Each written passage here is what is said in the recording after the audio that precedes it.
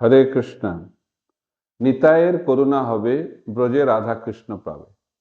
বলা হয়েছে নিত্যানন্দ প্রভুর কৃপা হলেই আমরা বৃন্দাবনে রাধাকৃষ্ণের সেবা অধিকার লাভ করতে পারি। ইস্কন ব্রজমণ্ডল পরিক্রমা, নবদ্বীপ মণ্ডল পরিক্রমা, শ্রীক্ষেত্র পরিক্রমা অর্গানাইজ করে থাকে। তো আপনাদের আনন্দের জন্য আমি জানাচ্ছি যে ইস্কন একচক্রধাম পরিক্রমাও শুরু করেছে। এই বছর হচ্ছে তৃতীয় বর্ষ পরিক্রমা। তো এই বছর পরিক্রমা হবে 29 এবং 30 জানুয়ারি, এবং 31 জানুয়ারি নিত্যানন্দ ত্রয়োদশী উৎসব অনুষ্ঠিত হবে।